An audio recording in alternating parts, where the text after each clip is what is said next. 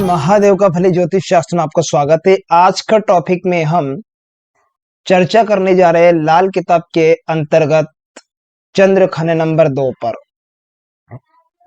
पिछले टॉपिक में हमने चंद्र खाने नंबर 1 पर चर्चा की थी। आज हम लाल किताब के अंतर्गत चंद्र खाने नंबर 2 पर चर्चा करेंगे। अगर किसी जातक की जन्म कुंडली में चंद्रमा की स्थिति खाना नंबर 2 पर बनी हुई है, खाना नंबर 2 में बनी हुई है, तो जातक के लिए चंद्रमा का किस प्रकार से शुभ अशुभ फल मिलेगा। सिंगल प्लैनेट की हम बात कर रहे हैं यहां पर, तो किस प्रकार से चंद्रमा का यहां अपना शुभ अशुभ प्रभाव रहेगा जातक के लिए, इसी टॉपिक पर आज हम चर्चा करने जा रहे हैं। Very very most important topic है आज का। खास करके आपसे निवेदन है, कृपया वीडियो को पूरा देखिए, स्किप ना करें।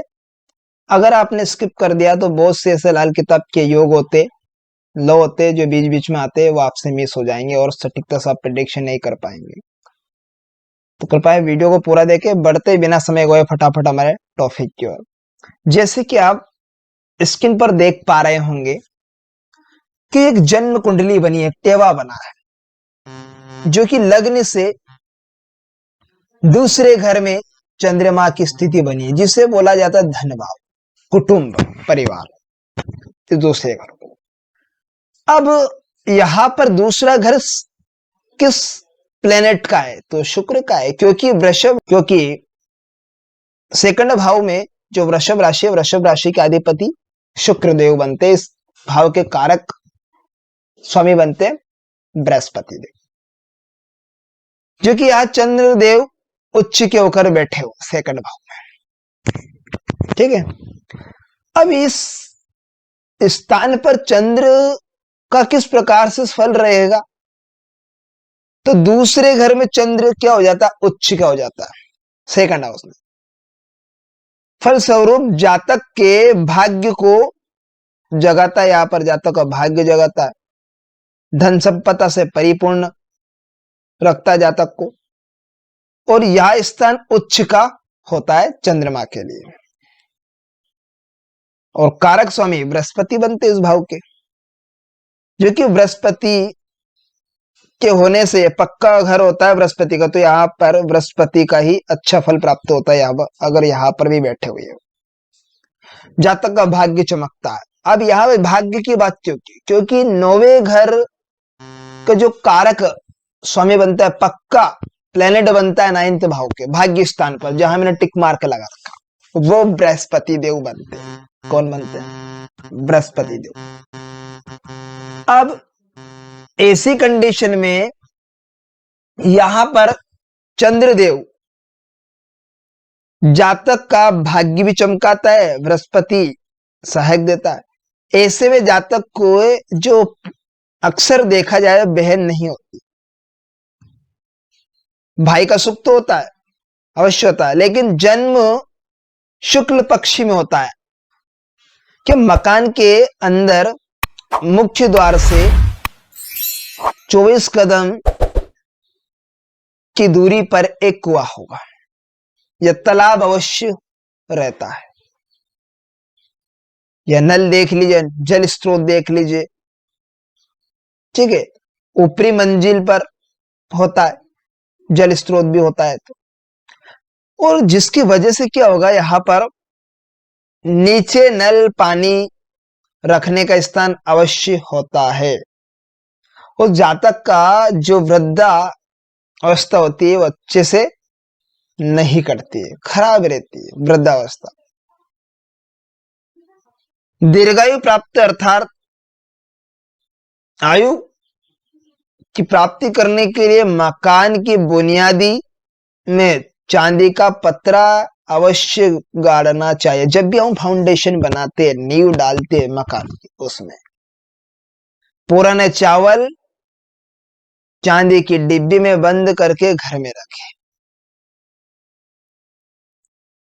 ठीक, आयु 31 वर्ष की होती है, लेकिन जब पुरुष ग्रहों का साथ मिल रहा हो, कैसे प्लेनेट का, जब पुरुष ग्रह का साथ मिल रहा हो, जातक की आयु 96 वर्ष की होती है। चंद्र दूसरे घर में हो तो वंश चलाता है। अगर यहाँ चंद्रमा खाना नंबर 2 में ही बैठे तो क्या करेगा, वंश को चलाएगा, बढ़ाएगा। अब काफी इंपॉर्टेंट एक लो ये होता है कि जब वर्ष फल जन्म कुंडली में चंद्रमा जब खाना नंबर 1 में आ जाए, अर्थात जन्म कुंडली में खाना नंबर 2 में, जहां मैंने टिक मार के लगा रखा है, खाना नंबर 2 है जिसमें चंद्रमा विराजमान हो जन्म कुंडली में, यहां पर बैठे वर्ष फल जन्म कुंडली में जब चंद्रमा खाना नंबर 1 में आ जाए, घूमकर लग्न भाव में आ जाए, तब क्या होगा? तो ऐसी कंडीशन में तब भी चंद्र के फल मिलते हैं। कैसा फल मिलता है? चंद्र का फल मिलेगा अगर वर्ष फल जन्म कुंडली में लग्न में आ जाता है। देन हम यहां पर देखेंगे कि अगर बृहस्पति देव खाना नंबर 4 में हो, उच्च के होकर बैठे हो, चौथे भाव में गुरु बैठे हो यहां पर, ठीक है, जहां मैंने टिक मार कर रखा, तो बृहस्पति देव इस भाव में हो तो दोनों ग्रहों का अलग और उच्च फल प्राप्त होता है। दोनों ग्रहों का उच्च फल प्राप्त होगा। शुक्र का फल भी श्रेष्ठतम होगा। क्यों होगा? क्योंकि खाना नंबर 2 में कौन सी राशि होती है? वृषभ राशि, ठीक है। तो ऐसी कंडीशन में यहां शुक्र का फल भी क्या होगा? उम्दा होगा, अच्छा होगा। जातक धनवान व नेतागिरी करने वाला होगा। अगर मान लीजिए शनि खाना नंबर 4 में हो, ठीक है, चौथे घर में शनि की स्थिति बनी हुई, चतुर्थ भाव में यहां पर, ठीक है, जहां मैंने टिक मार्क लगा रखा है, चतुर्थ भाव होने पर क्या होगा? जातक को पैतृक सुख अवश्य प्राप्त होगा, ठीक है, पैतृक संपत्ति उसके भाग्य में होगी। नेक्स्ट अभी यहां पर देखेंगे, अगर शनि यहां ना होकर खाना नंबर 9 पर हो, शनि देव की स्थिति खाना नंबर 9 में बनी हुई, भाग्य स्थान में शनि देव की स्थिति बनी हुई है, अब क्या होगा? तो ऐसी कंडीशन में जातक धनवान और उच्च अधिकारी बनता है। लेकिन हमने यहाँ प्लेनेट को देखा, ये योग है, बेहद इंपॉर्टेंट योग है, इन्हें ध्यान में रखना जरूरी है, लेकिन हमें इनके कारक स्वामी को देखना बेहद जरूरी है। अर्थात इस शनि 9th भाव में बैठे हुए, तो इनका पक्का घर किनका? 9th भाव। भाग्य स्थान का जो पक्का स्वामी कौन बनता है? वो है बृहस्पति देव। तो ऐसे में बृहस्पति देव की कंडीशन को देखना बेहद जरूरी है। क्या है? बेहद जरूरी है। अगर शनि 5th में ना होकर चतुर्थ भाव में बैठा हो, जहां मैंने टिक मार के लगा रखा है यहां पर, है ना, चौथे घर में बैठा, और चंद्रमा 7 से 12 भाव के अंतर्गत, लाल किताब में बात के घर कहा गया, इन भाव में बैठे चंद्रमा, तो फिर तो नेगेटिव ही रिजल्ट देंगे। और वैसे में शनि यहां पर भी नेगेटिव रिजल्ट देंगे और चंद्र भी बर्बाद होगा। तो ये इस प्रकार से चंद्रमा की कंडीशन को चेक करना, देखा जाता है किस प्रकार शुभ अशुभ फल देता है, ये हमने इस पर चर्चा की। अगर मान लीजिए चंद्रमा 2nd हाउस में यहां पर है ना, धन भाव में, अगर ये अशुभ कंडीशन हो कहीं ना कहीं, तो फिर इसमें क्या करना चाहिए? हमें उपाय क्या करना चाहिए? मकान की नींव में चांदी की ईंट गाड़े,